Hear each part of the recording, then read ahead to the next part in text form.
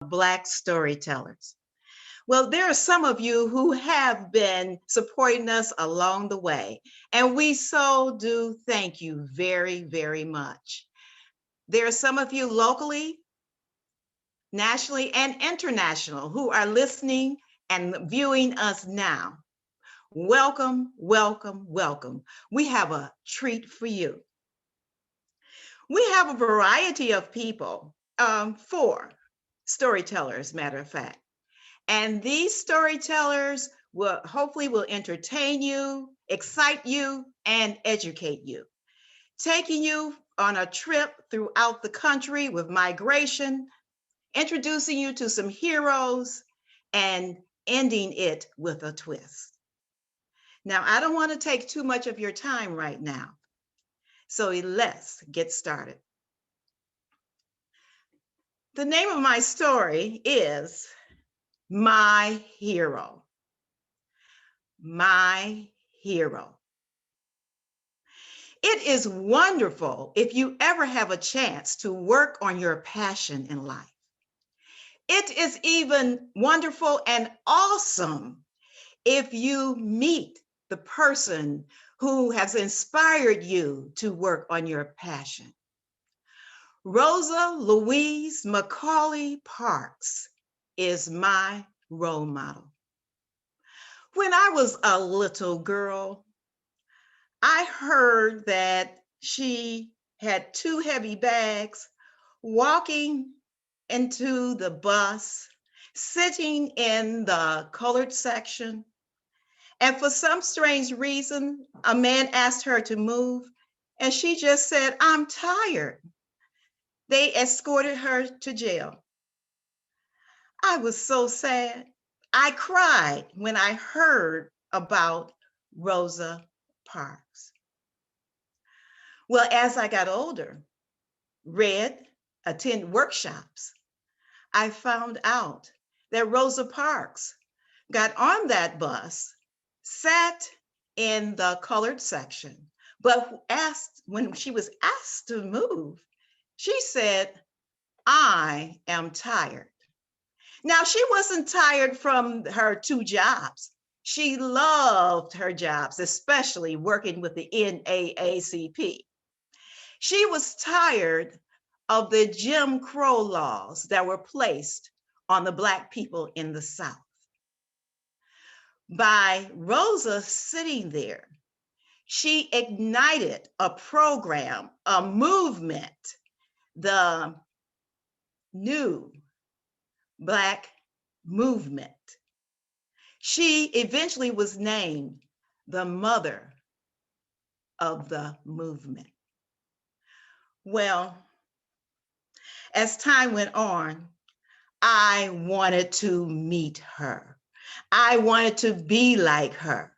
I want to be a part of the movement. In honor of Rosa Parks, I would sit in the front of the bus in transportation when I was about 15 or 16 years old. I would also stand. Well, I really didn't have to, but a lot of times I stood in the front of the bus in honor of Rosa Parks. There were some other things I did. Well, I attended Highland Park Community College in Highland Park, Michigan.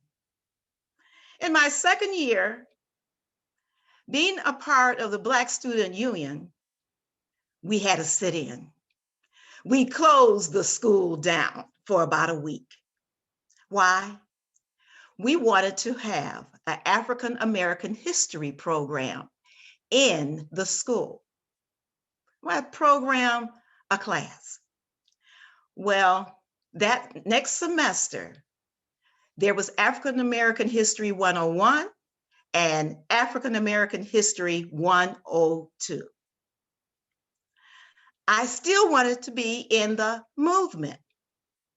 Well, in the early 80s, I attend the reenactment of the March on Washington. I couldn't go in 63, but I was there in 83.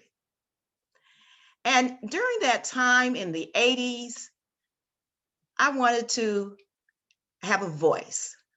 So I was part of the For My People television program. It was weekly, and I became a hostess.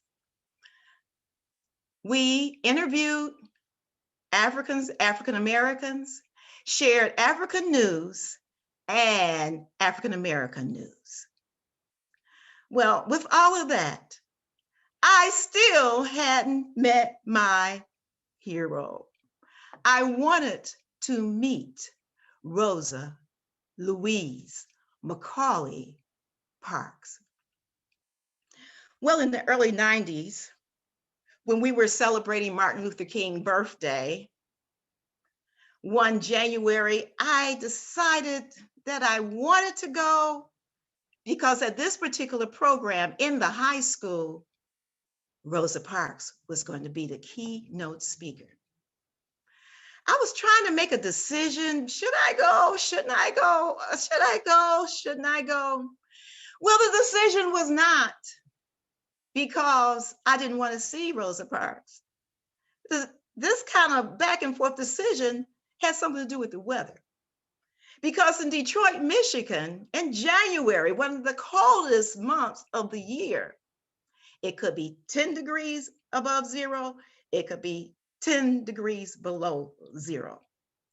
Well, I finally made the decision to go to the event. Well, of course, by now, I was late. I went from door to door, looking for an entrance, but I couldn't find one.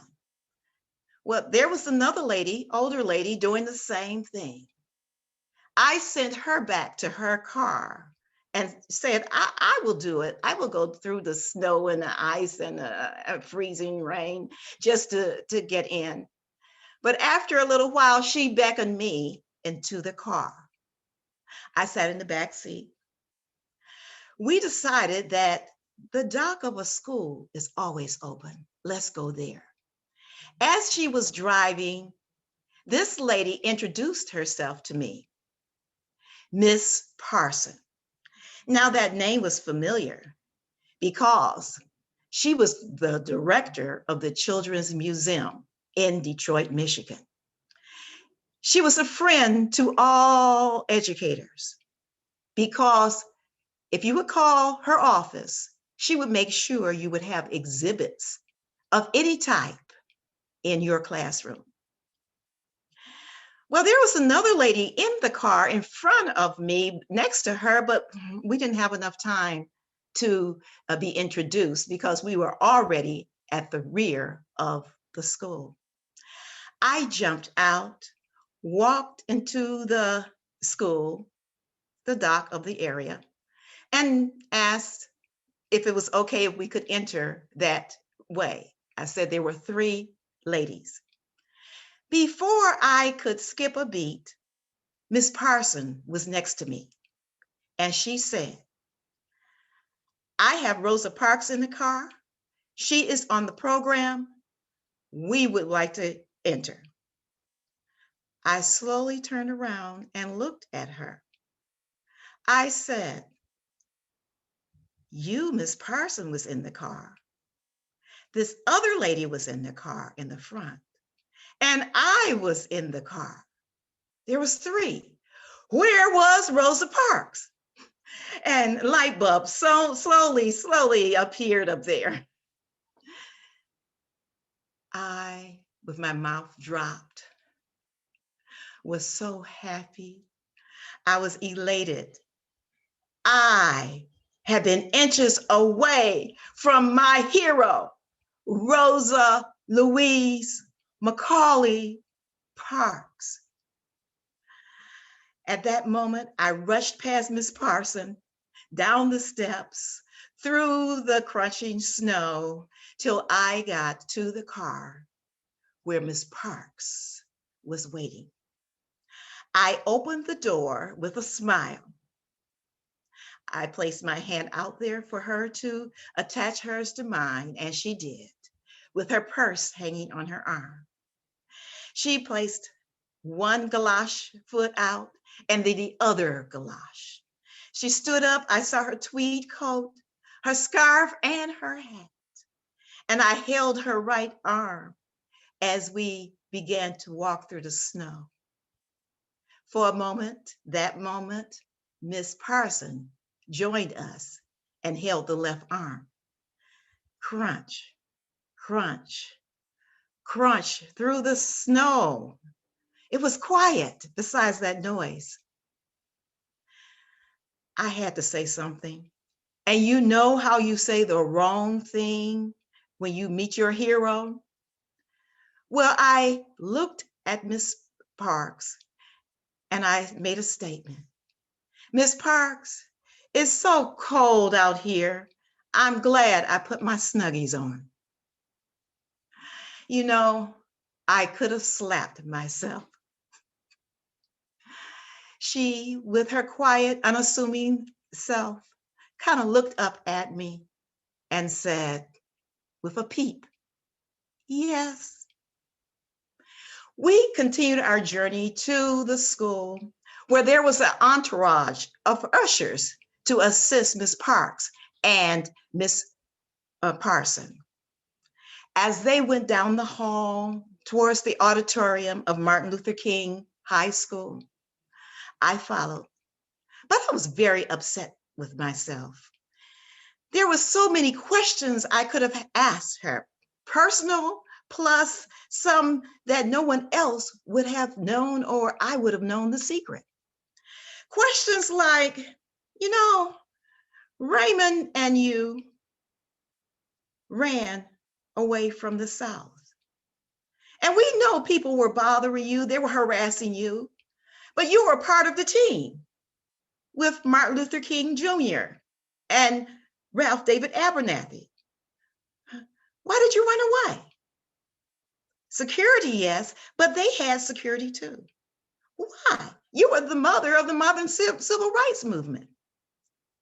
And there's another question I could have asked her. You know, when you're organizing something, there are that few people who do not cooperate. They said your march was a success or your boycott was a success. How did you get all those people to be involved? How did you? Well, I went on and sat in the rear of the auditorium of Martin Luther King High School. I observed Miss Parks reaching the lectern. And then I started thinking, this 5'3" lady, older now, but as I've read, she was fragile even when she was younger. Petite, unassuming, shy.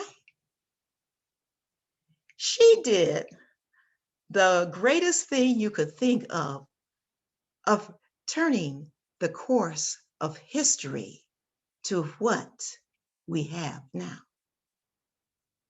This lady removed the yoke that was around Black people for over 400 years by what she did.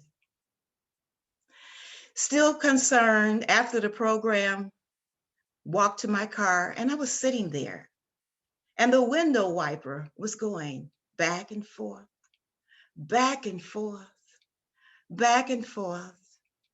I'm trying to comprehend all this. She wasn't rowdy, but she made a difference. Then it hit me. What happens to you in your life, your experiences, is what accumulates for what you do today. Oh, she had some rowdy grandfathers, both of them. Her mother was a teacher, and she even went to schools away from home, different than any other girls. And she rubs shoulders with icons of the NAACP. I came to the conclusion, Rosa Parks sat down so others could stand up. And she stood up against racism and discrimination. I looked at since that time, looked at my life and the experiences that I've had. I too will work and use the experiences to be a better person. And just like Congressman John Lewis said, go out and make good trouble. And that's the end of my episode with Rosa Parks.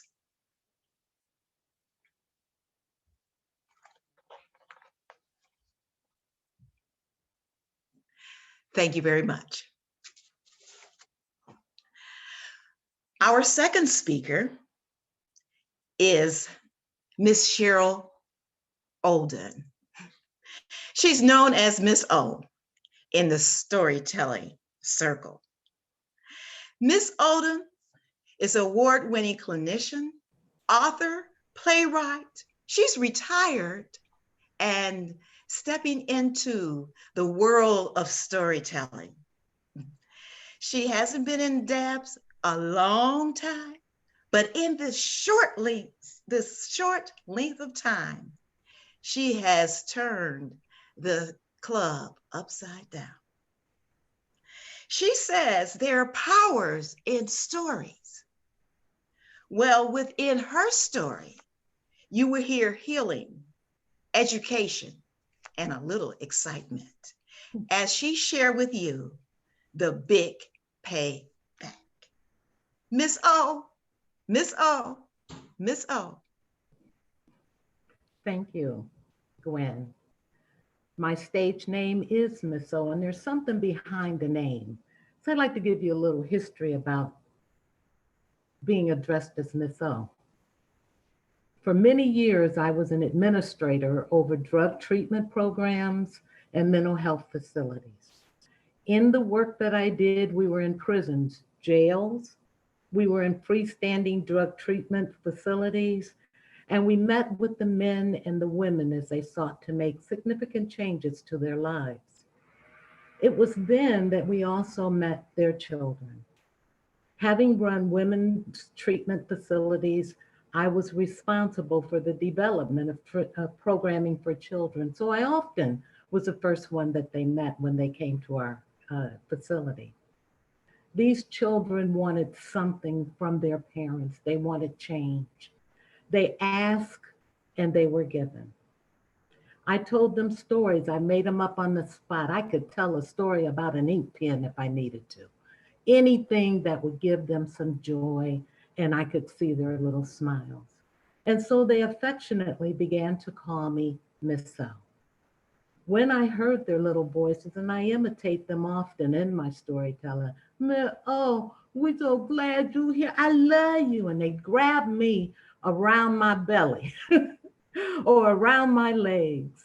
And I knew that I was doing the right thing. And I did it for many years. For over 30 years, I worked with these families, with the children, and now I bump into them and I'm meeting their children. It was a great career, but it was time. I was getting tired.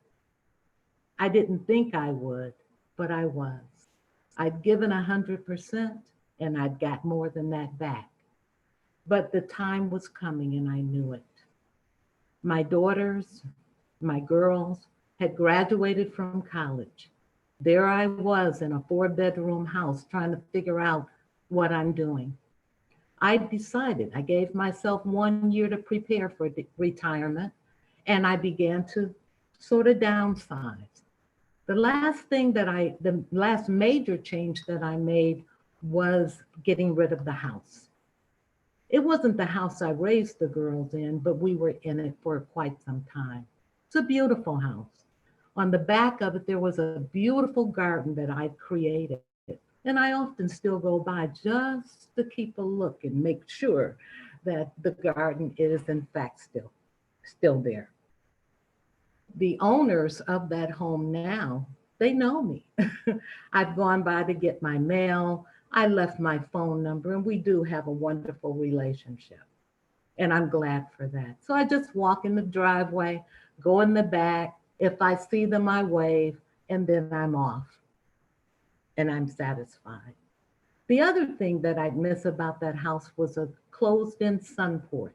Oh, to sit on that porch on an evening, cup of coffee, glass of wine, friends, boy, what a life. What a life I was living. So I decided to move into an apartment and got the apartment and came out the living room, and there were the patio doors, and I opened it up, and there was a 4x6 slab of a porch. I was thankful, but it wasn't like home. Change was imminent, change was happening. There I was in my new abode, wondering what in the world was going to happen to me. I was afraid. I never told anyone. It was like stepping out the first time from home and not knowing exactly what you were going to do. But I found my way. And one of the things I found was DABS. It was an opportunity for me to sit at the table with people who knew what they were doing, and they excited me, and I knew that I had found my way. I've studied stories, I've made them up, I've done everything I could do to be a good member of that group. Well, unbeknownst to me, there were more stories to be told. Tonight, I am going to tell a personal story, and it's called The Big Payback, James Brown. Thought about him when I put the title there.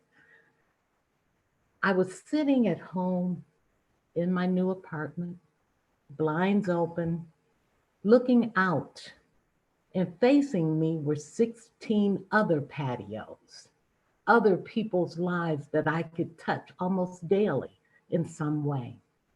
And as I sat there in my living room looking out, I noticed of the 16 porches that faced me, only one of them had any kind of vegetation, flowers, or anything.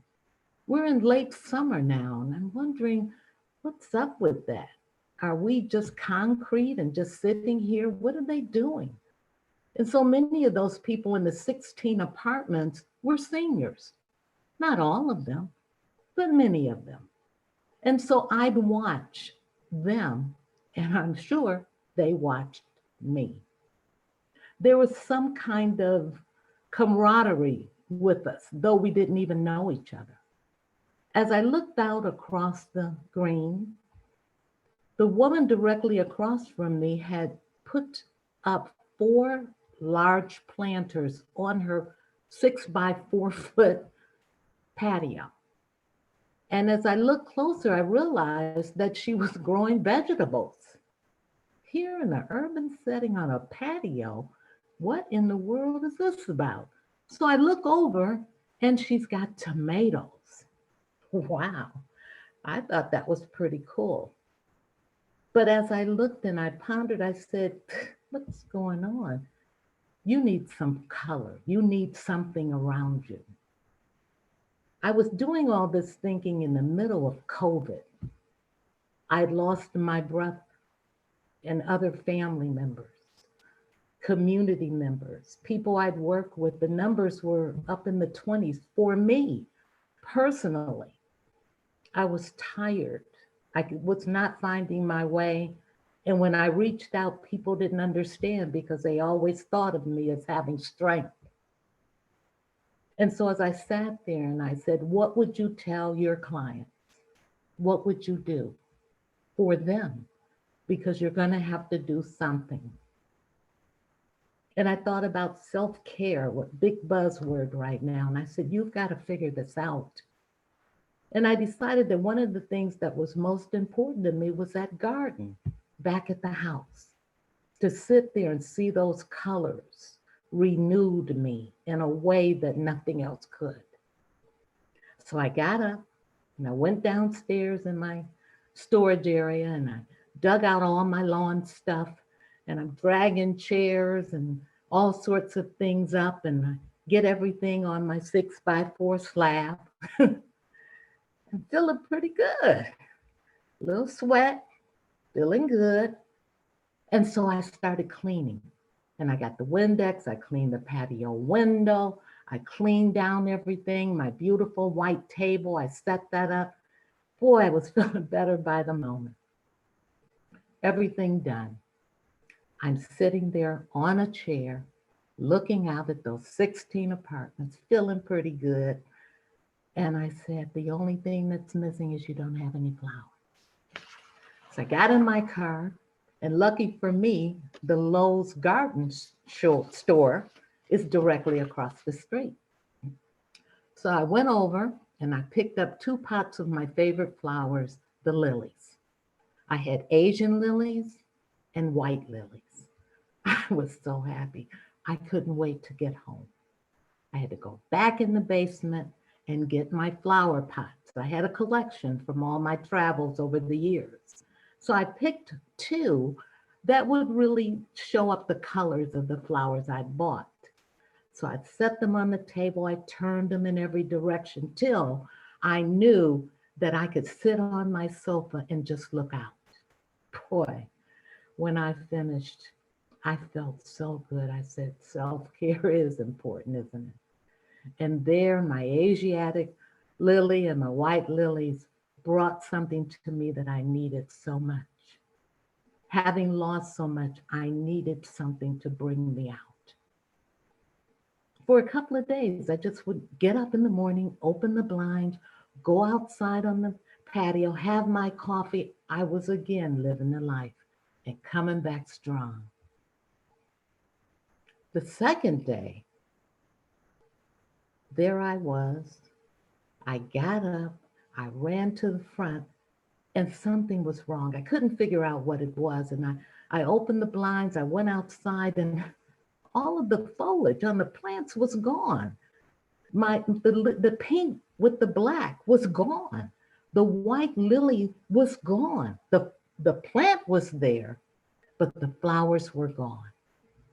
My daughter said to me, Joy, she said, Mom, you know there was a storm last night, and it was heavy winds and it was rain.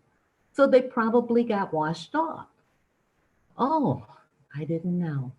Well, that explained it because, of course, the way I was feeling, it was being directed at me. So I had to get away from that thought, okay? So I clean up again, get the flowers off the floor of the patio, and I decide to go again over to Lowe's and get myself some more flowers because I like feeling good about that time. I knew what I needed. So there I was. I went over to Lowe's, and the first thing I saw was a large flowering pot of mums. And boy, were they yellow. I've never seen anything so bright. And that was what I needed. I got my loud yellow mums, got in the car, couldn't wait to get home, went in the basement, got another pot, sat it up, mission completed. I was feeling good in the neighborhood. Well, those are the kind of things that you need. You got to know what you need for yourself. So there I am, a couple of days. This is going really well. I'd leave my flowers and go out and do other things. So here we are. I go out on the porch. I'm preparing to go on the porch one morning. And again, there was something different. I didn't know what it was. I gathered myself. I looked out, and there I saw him. Why was he there? I was wondering. I'd never seen him before. And there he was out on the green. I watched him. I stood back. I came back in, and I sort of bent around so that I could see what he's doing. And he straightened up and threw his shoulders back, and he headed over to my neighbor's where her plants were. I watched him. Said, what's this dude up to? He goes over and he takes one of the tomatoes. He never looked to see if anybody saw him do it. He just did it as if he owned it. There was an older Black woman who lived there. He didn't live there. What was he doing? Well, I had to check myself. You don't have a right to question what someone's doing. but he didn't look like he was up to any good. The scoundrel is what he looked like. But I stood back because for some reason I knew I didn't want him to see me. He took the tomato and he started to turn and he headed up the opposite way that I thought he would be going. He was going back to where there was nowhere out for him. He would have had to go the opposite direction. So I tiptoed across as if he could hear me. I tiptoed across to the next room, my dining room, and I went and I opened the blind. I peeped out, and there he was, met with a friend who had on bright red. And I said, these two, I'm going to watch this. He shares the tomato with this other. And I said, okay, they're up to no good. They're going to take things. I'm not going to have this. So I said, hey, you doing there? He turned around, he looked at me, he had the beadiest black eyes. He didn't say anything. He and his friend looked at each other and they went off. Boy, that was unsettling for me. I had been feeling pretty safe here. How could this be happening now, that someone would be destroying and taking things that don't belong to them? So I came back in the house. I was perplexed and bothered by it. Not feeling safe was something that I never expected. So I figured I'd better just let that go for right now, take care of my business and come back and deal with it later. Well, came back, I told my daughter Joy about it, and she often looks at me these days. I'm trying to figure out if in my old age I'm irritating her. So I'm telling her, listen, oh boy, took the tomato, and she's like, yeah. Okay, Mom, I'm gonna see you a little later. I'll be back. I have to check myself sometimes now because I repeat things. So I told her that something before? I don't know. You know, these young people. So there we are. I'm at home alone.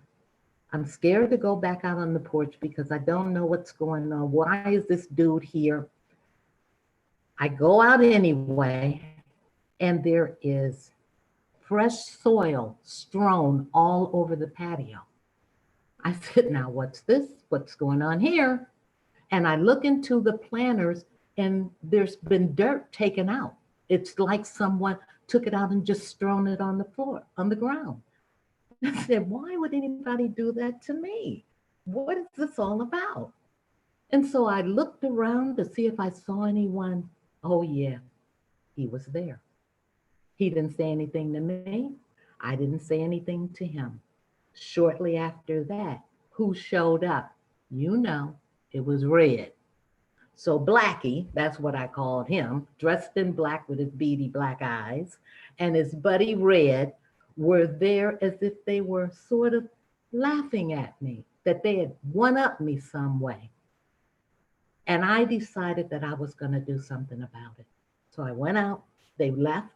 I went out and swept up all the soil, put it back in the planter, came back in and planned my next move with these scoundrels.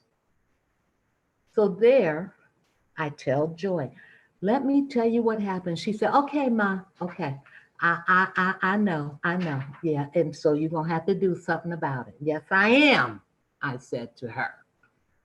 And so there I am trying to figure out what to do. I'm outnumbered at least. There's two of them and one of me, and Joy isn't helping them at all with the situation. So I decided that I was going to protect my mums. And so I took the mums in, and the plants that had the lilies, I sat them up under the table. I hadn't decided what I wanted to do with those.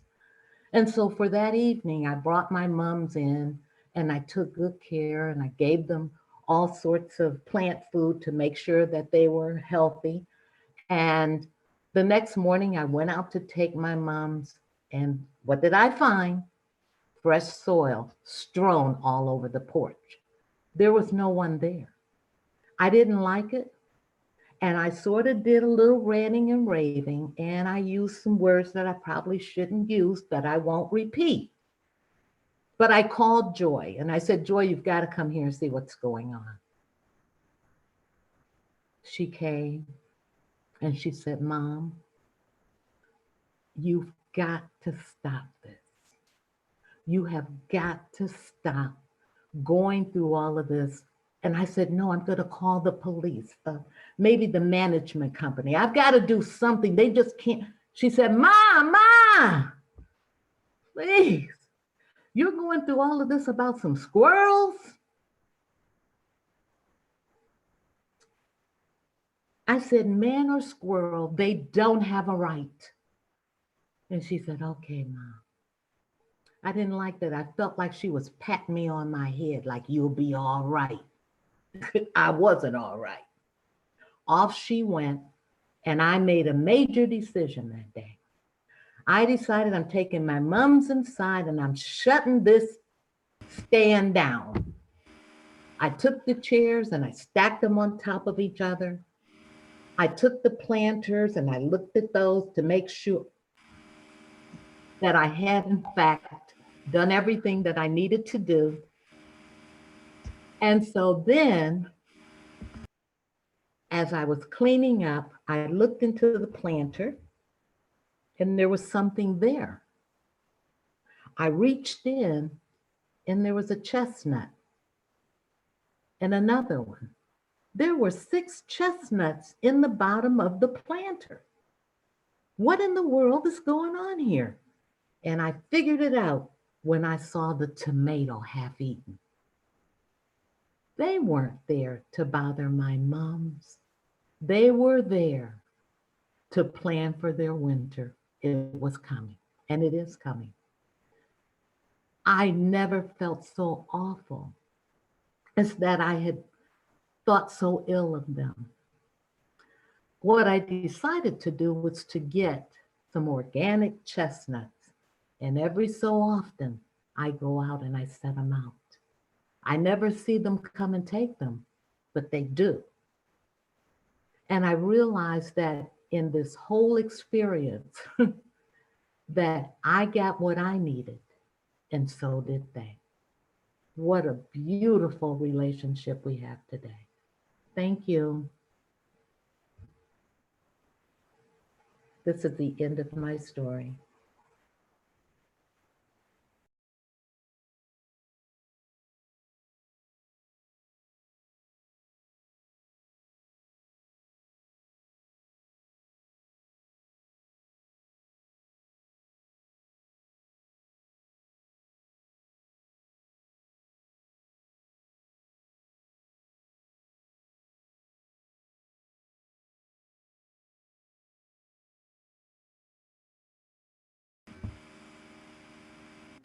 Gwen, you got to unmute yourself.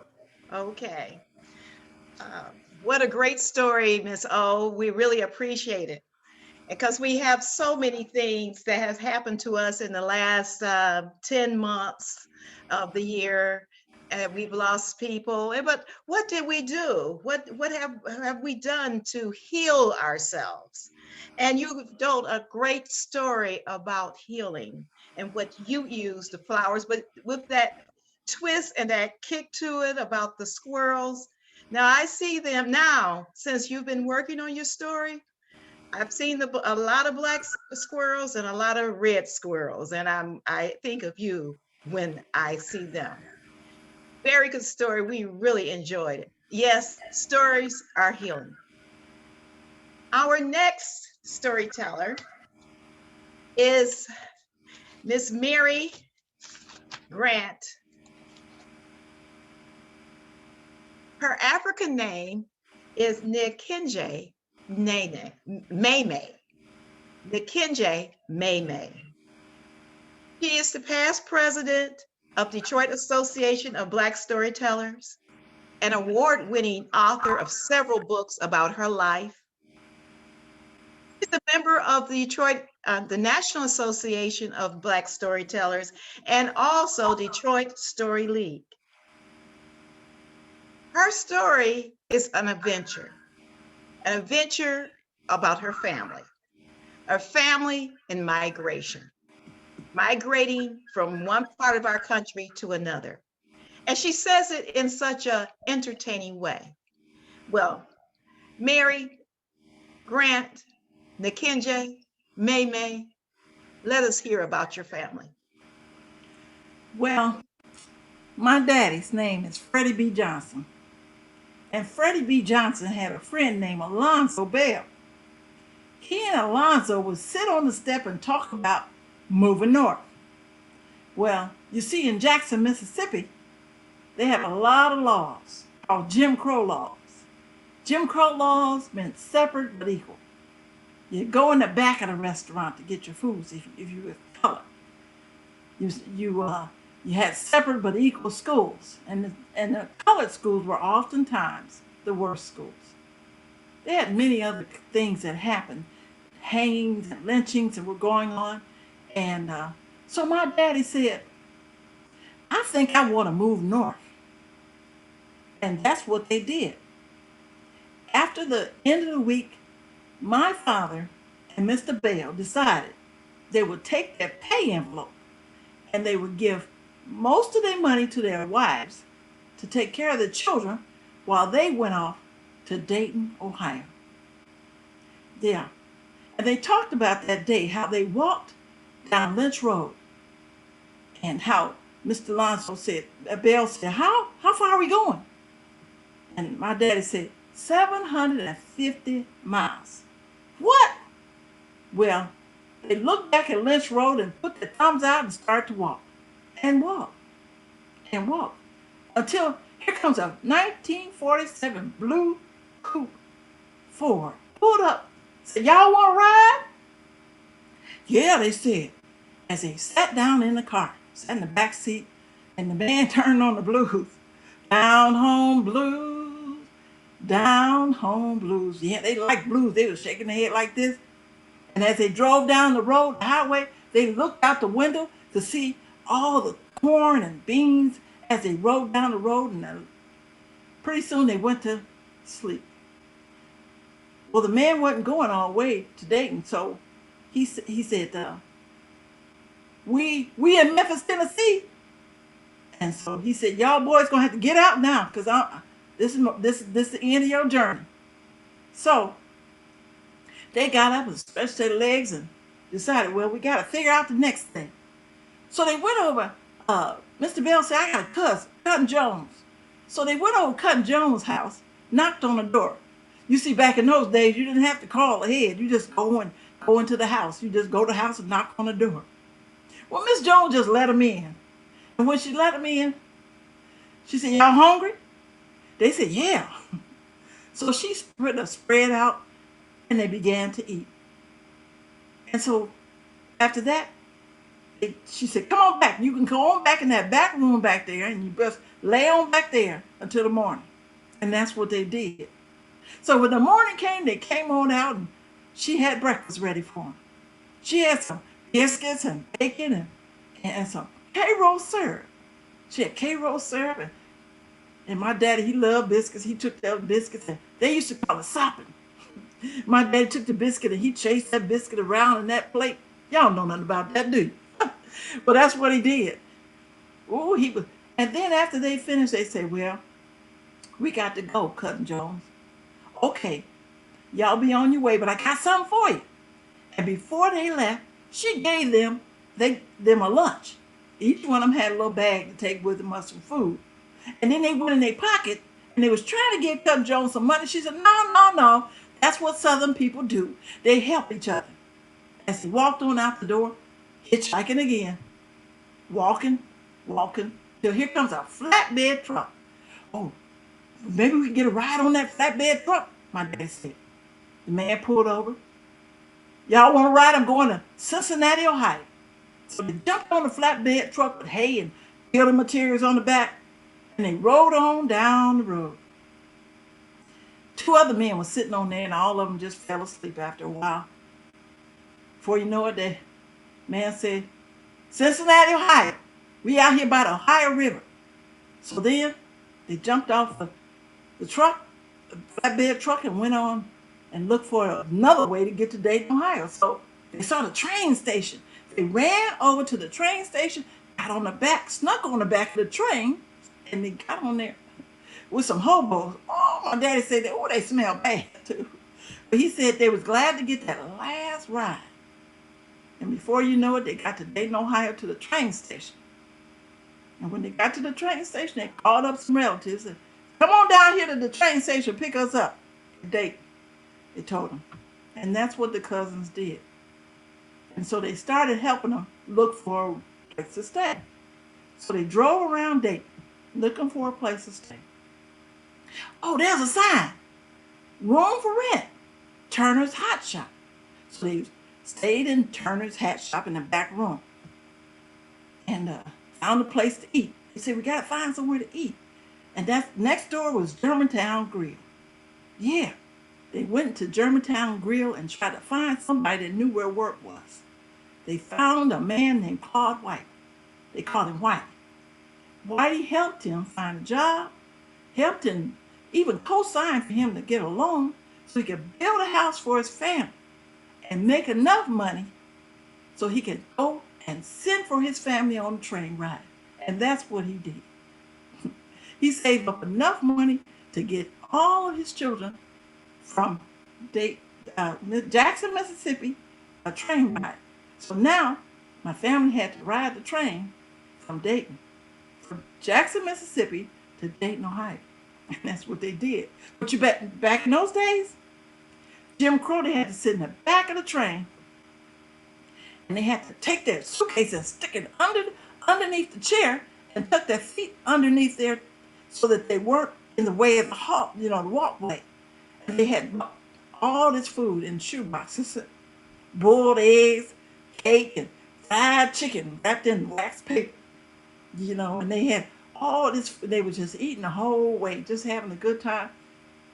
And then all of a sudden, my brother Floyd said, oh, when we get to Paducah, Kentucky, we can move in the front of the train. Oh, shoot.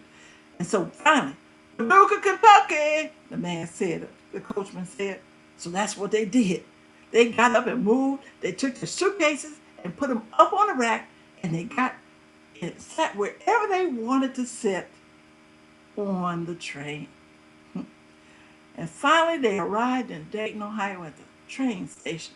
And that train station is still there. And they waited at the train station, and nobody came to get them. They waited.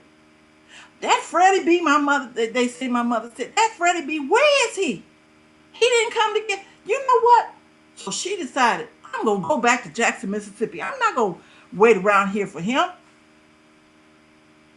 Well, she thought, and then she said, well, maybe I'll wait. Maybe I'll get that cab. So she held down a yellow cab, and they got in the cab, and she said, take us to 1915 Richley Street. So she didn't know where Richley Street was, and the cab driver didn't either. So he just did the best he could, and they figured it out.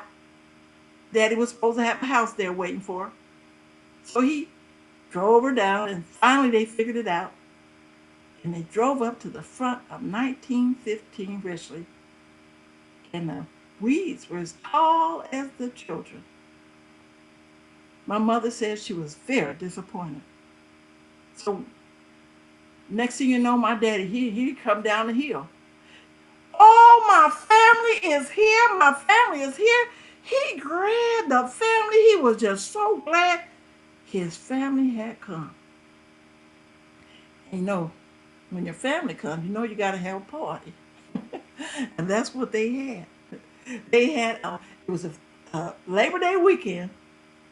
All the neighbors from everywhere came and told the family all about Dayton, Ohio. Because you see, they were in a place called Hog Bottom, across the street from a farm. And it kind of smelled a little different. It was, smelled like hogs. And, but not all the time. The smell didn't always last, but it didn't smell too good. But it was called Hog Bottom, and they called it home. And my daddy finished the house, and everybody was happy. You see, back there in the Great Migration, 6 million African Americans traveled from the South, moving up north, trying to make a better life because they was fed up with Jim Crow. So I admire my daddy for moving north because he had goals and determination. He was going to make it. When he came to the north, he made more money than he had ever seen in his whole life. Dayton wasn't ready for the African American, the colors, the Negroes who moved from the South, but they were determined that they were going to make a a better life for their children. And that was the reason they moved.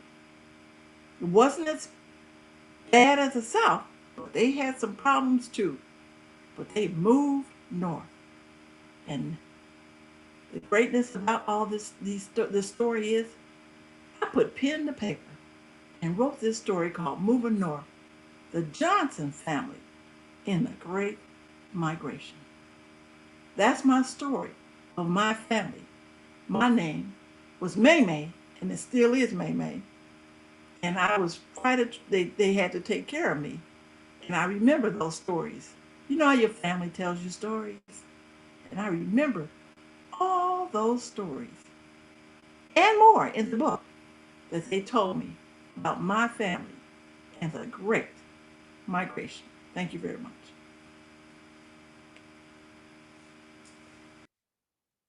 Thank you very much, Mary, for sharing your family with us and giving us a different twist on the movement from the South to the North.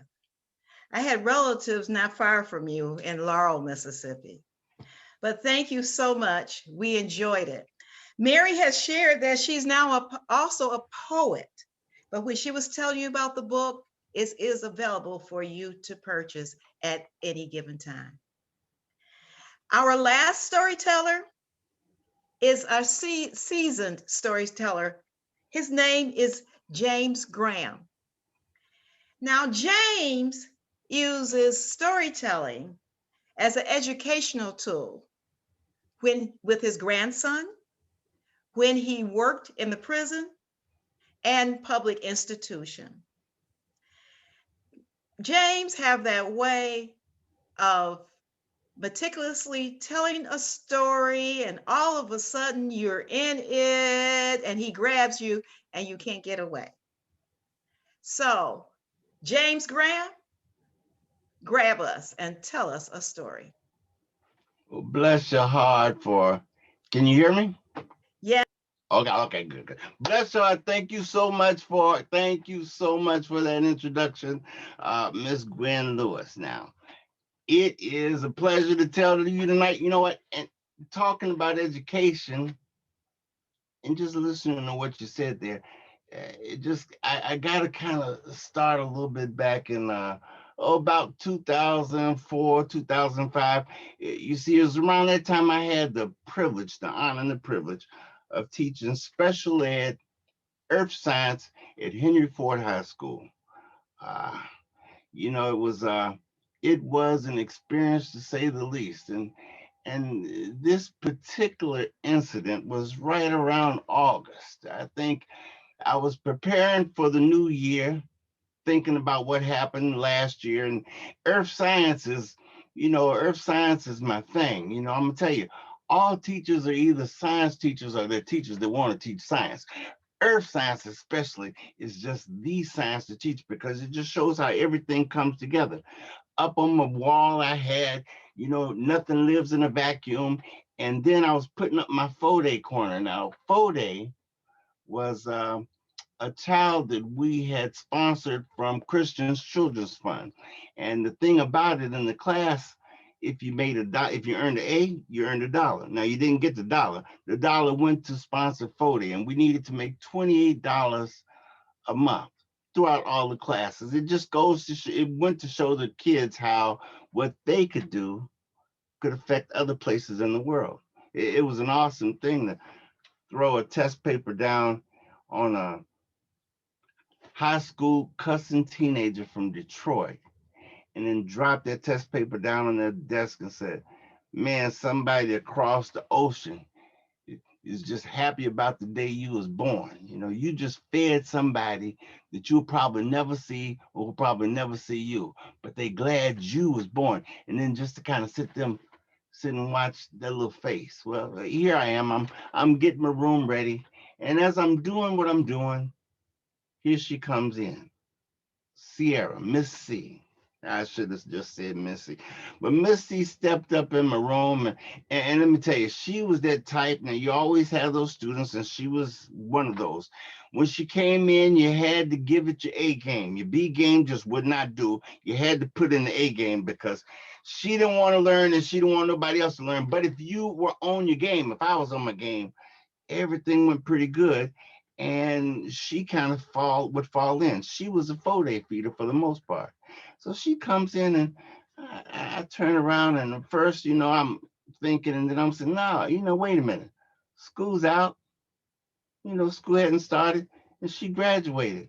And so, I can relax, So I'm saying, hey, Miss C, how you be? What you doing up in here? So she says, no, Mr. Grandma just came back just to check up on and say hi. I said, well, hey, how you doing? How you doing? I said, wait a minute. Y'all ain't about here gonna jump me or nothing like that. She said, no, Mr. Graham, no. I just came in to see how you was doing and all that kind of stuff. I said, well, all right. So what you into? She says, I got a job, Mr. Graham. I said, no, get out of here. You working? She said, yeah. I said, where you working at? I said, me and the rest of the teachers, we're going to come over and we're going to give a whole lot of trouble wherever you working. She said, I ain't going to tell you. I said, no, where? And I said, look, just tell me where you working. She said, I'm working at McDonald's. I said, all right. Me and my grandson, we're going to come by and we're going to cop a few extra fries, right? She said, I got you, Mr. Graham. I got you. I said, well, all right, Miss C. All right. And then she laid it on me. She said, Mr. Graham, I got 2 kids. You want to see my kids? I said, what? She said, you want to see my kids? I got 2 kids. And I'm thinking, this is August. I saw her in June, July, August. It just didn't add up. I said, yeah, I want to see your kids. And she pulled out of her pocketbook the pictures of 2 kids from Christian's Children's Fund. When she got her job at McDonald's, the first thing she did was she sponsored 2 children from Christian's Children's Fund. You know what? I was in that room that day trying to prepare for the rest of my year, trying to get a jump start. And she stepped up in there and she jump started me for the rest of my career. She made me look at everything entirely different. Now, with that as a background, I'm going to share from you a story from East Africa. It's a story that I got from another teacher. It's actually, she wrote it in a book. Jessie Nunn toured East Africa in the 60s. She taught English in Vallejo, California. When she came back with these East African stories, they've just mesmerized me. You see, they're about, this particular story is about the Abalayas. You see, the Abalayas, they're a vast tribe, a vast tribe. There are many different racial strains and so much cultural diversity among them.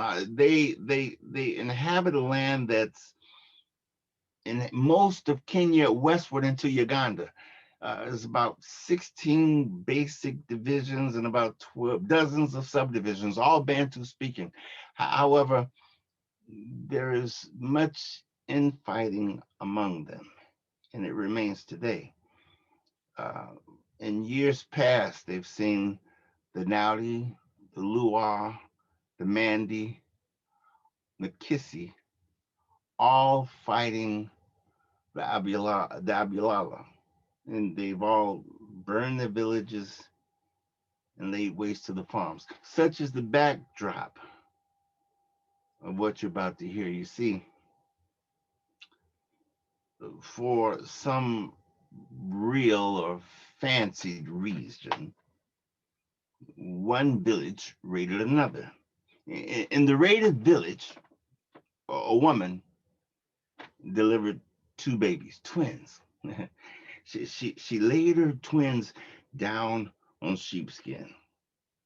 Even today, the Abalagia, they they discourage twins. If you have twins, for the most part, today, you are encouraged to dispose of one. However, this lady laid both of hers down, and then the warriors came.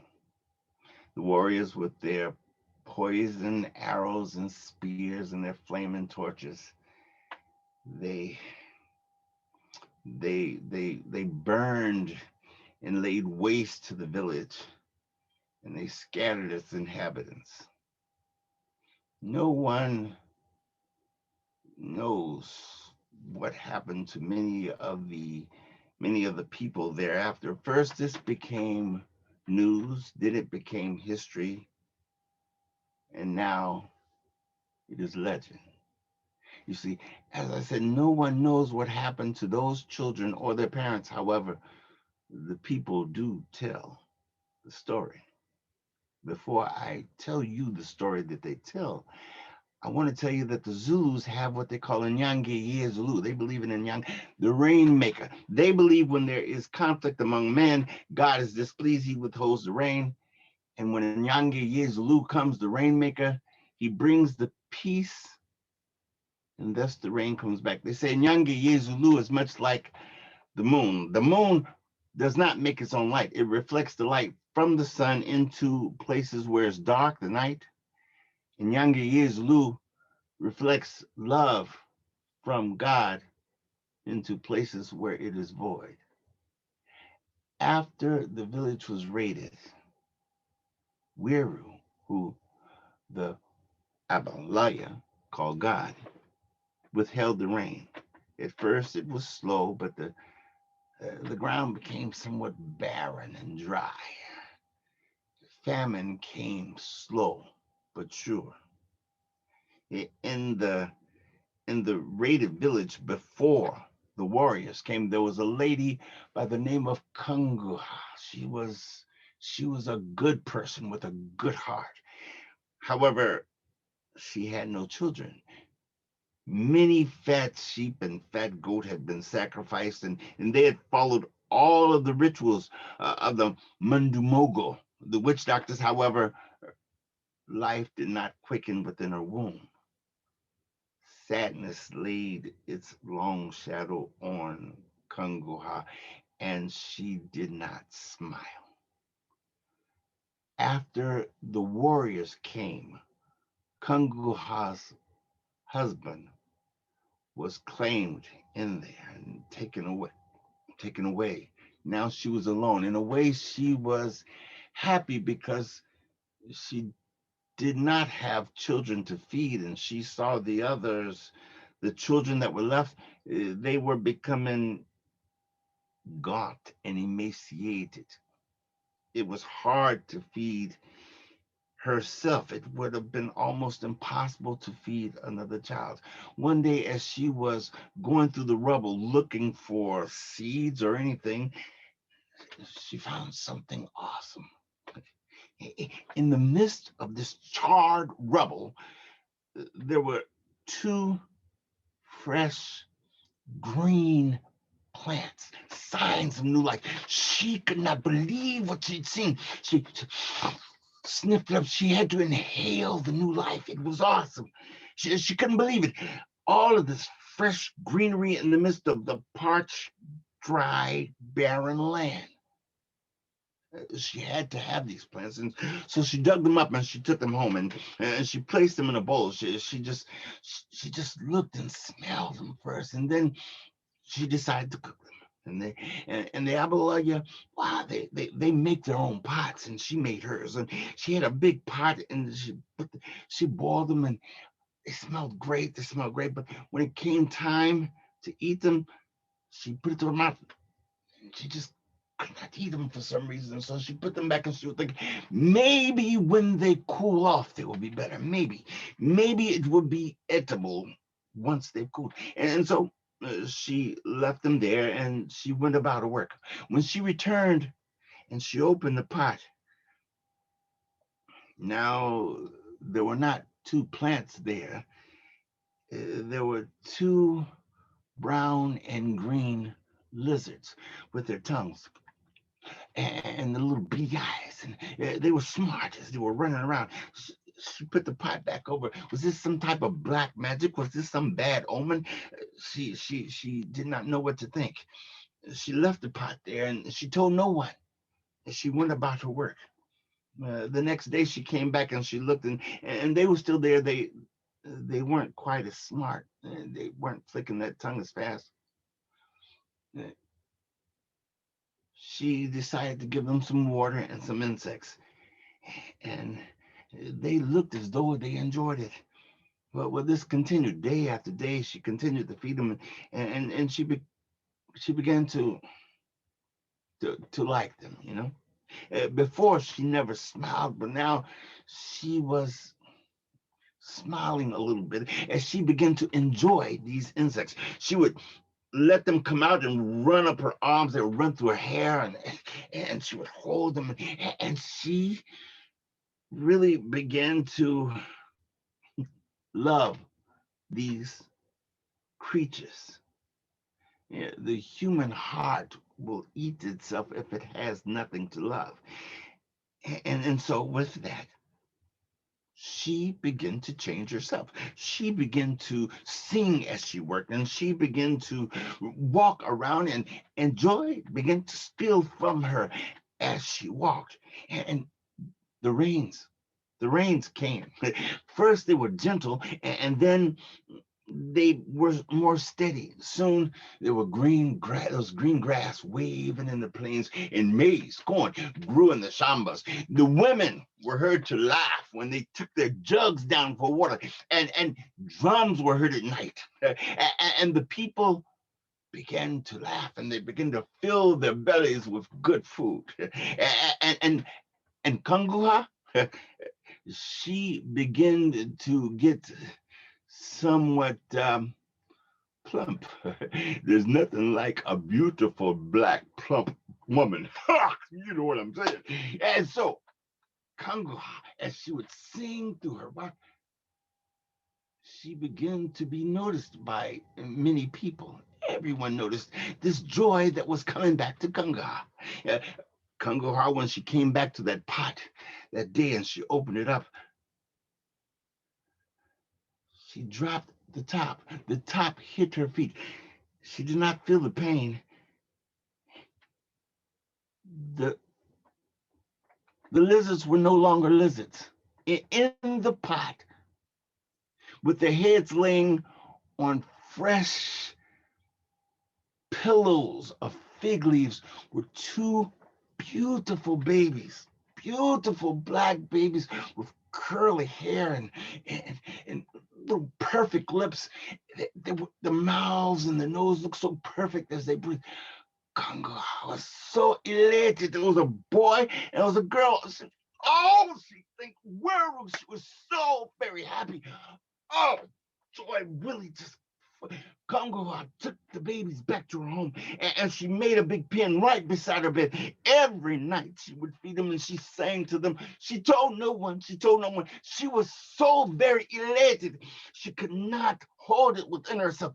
Her days now were too short. She could not wait to get back home. She told no one. Now, Numusangi, he who carried the flute on his way to the pastures, he who was skilled with the wood and of the plain, Numusangi, he who lost his wife during the bad time and had not picked another, began to notice Kanguha. I'm telling you, nothing like a happy, beautiful, black, plump woman. Boom! Oh, Numusangi was just enthralled with her. Before, Numusangi would take his flute and he would mimic the birds while he watched his pastures. But now he mimicked the joy that he saw from Kanguha's walk and her singing. Yeah, those were the songs that he made with his flute. He could not talk about anything but Kanguha. to himself when Numasangi's eldest brother and his nephew came to visit him from a far off village. All Numasangi could talk about was Kanguha. Brother, brother, said the eldest brother, we must go. We will go and visit her. Has she no father? Has she no brothers? And Numasangi, he says, no, she lives alone. Then I will go. I will speak for you. You will make a good husband. You are skilled with wood in the plain. You will make a very good husband. And you have herds. You will make a good husband. And so that is what they did. The next day, when Numasangi, his nephew, and his eldest brothers, when they arrived at the home of Kanguha, they were amazed to see two beautiful children playing in the back. The beautiful girl. The nephew was just somewhat taken by the young lady. And Numasangi was speechless. This was a home that he thought was childless. When Kanguha came, she told them of the origin of these two, and they were all so enthralled with it all. It did not take long for Numasangi and Kanguha to fall in love and to marry. And Numasangi, he was a great stepfather. He taught the young man many things with the wood and of the flute. And the young nephew and the young lady, well, they fell in love. And later on, that young man, he fell in love and he had him. And there was love all over, and the rains continued. It's amazing. And it should always be remembered because it is true. It is absolutely amazing what love can do. We must remember that as we're going through our hard times. Now, I'm going to do something. I know, Tony, you got to give me about 3-4 minutes. Now, this was the last one. I told Gwen that was going to do this as we're getting ready to go in our Ngoma, our new festival. We're getting ready to go into a harvest festival, Halloween. I have a story. Paul O'Green. Hakeem was his name, actually. His name, they called him Paul O'Green. Why? But because it rhymed with Hakeem, and because Hakeem he used to go with the traders, and he met an Irish trader named Paul O'Green. That's all he could talk about. So the people started calling him Paul O'Green, And Hakeem he just did what he did, and Hakeem and Paul O'Green and the other traders, they went everywhere. But when Paul O'Green returned from a trading village from Israel, Paul O'Green was different. He was different.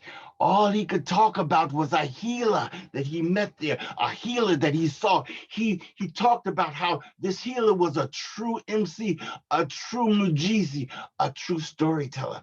The healer told stories of Papa God's love and the healer, when a lady brought children up and the healer's people, they said, stop, no.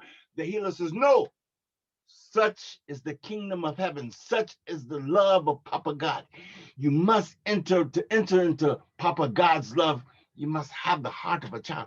That changed Paul O'Green.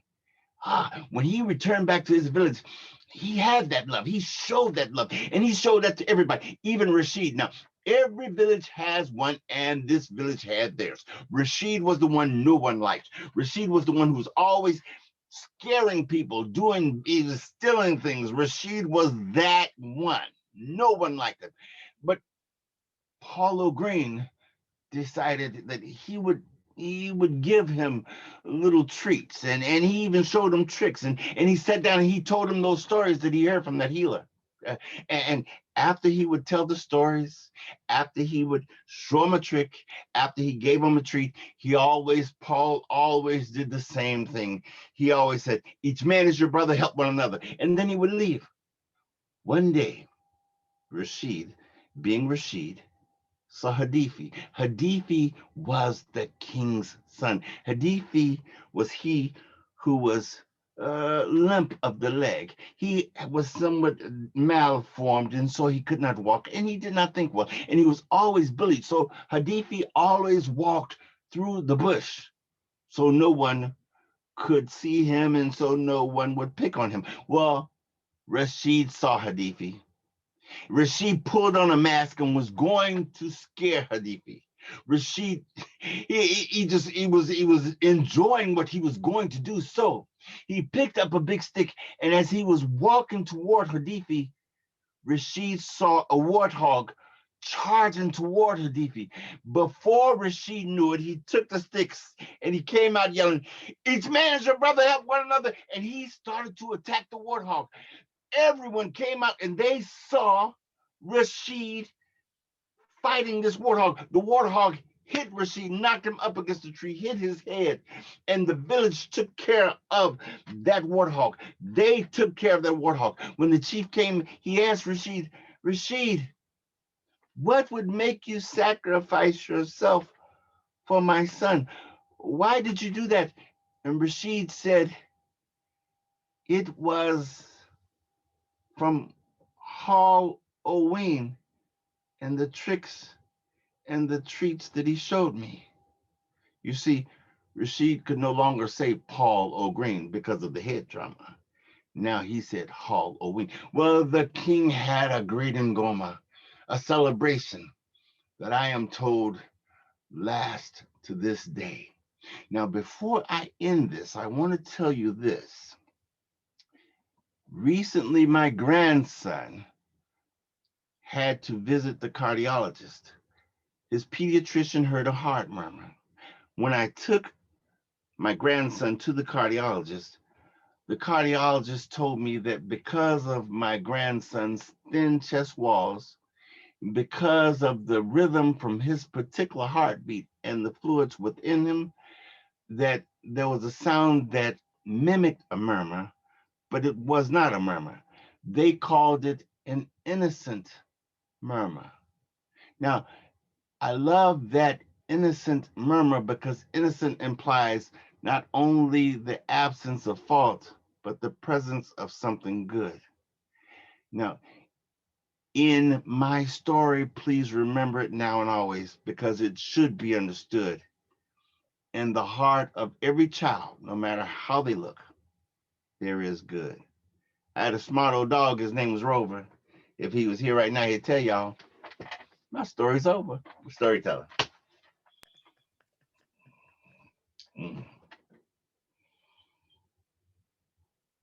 Didn't I say that James will take the story with a twist, and he will grab you and he won't let you go and give you lessons at the end. Thank you so much, James Graham. Our storyteller, Mary Grant, May, you did a wonderful job just pulling us into the story of your family and the way you told it. Now, your book is available to those who are very interested. Then Miss O, I run into all these squirrels and there's something else, but we have to remember that we do need healing, and you brought that out in our story. This is really the end of our storytelling time for our fourth Friday storytelling hour with Detroit Association of Black Storytellers. I noticed there are about 23 people participating, and you could be in couples. So next month, there will be another storytelling hour, fourth Friday, with 4 other DABS members. Don't turn this off, because our president, Anthony Tone Ross, has some words of wisdom. Thank you for tuning in to Detroit Association of Black Storytellers for the Friday Story Hour. If you have missed any of tonight's performance, you can tune in to DABS broadcast for a replay of this broadcast. Go to DetroitStorytellers.com and click on podcast. That's go to DetroitStorytellers.com and click on past. All rights of DABS fourth hour storytelling is copyrighted and cannot be rebroadcasted or re-recorded without the permission and written consent of the Detroit Storytellers Association. If you live in the Detroit area and have an interest in becoming a storyteller, please contact DABS at dabsstorytellers@gmail.com. That is dabsstorytellers@gmail.com. Or call 313-442-3227. That's 313-442-3227. If you happen to live out of Detroit area and you're interested in still becoming a storyteller, please go to the National Association of Black Storytellers website, or you can call at 410-947-1117. You can go to the website at National Association of Black Storytellers or call 410-947-1117. Or you can email them at questions@nabsinc.org. That's questions@nabsinc.org. NABS will connect you with the Storyteller Association in a city near you. Please join us next month for DABS Fourth Friday Story Hour, Friday, November 27th at 7 p.m., which will feature 4 more amazing storytellers, Miss Chris Rocket, Michelle Peary, Judy Seamer, with your host, Pam Jones. Again, on behalf of tonight's storytellers, Mary Grant, Cheryl Olden, James Graham, with your host, Gwen Lewis, along with the Detroit Association of Black Storytellers, we thank you again for joining the DABS Fourth Friday Story Hour. Be safe, wear a mask, wash your hands often. Peace and blessings to you all, and good night.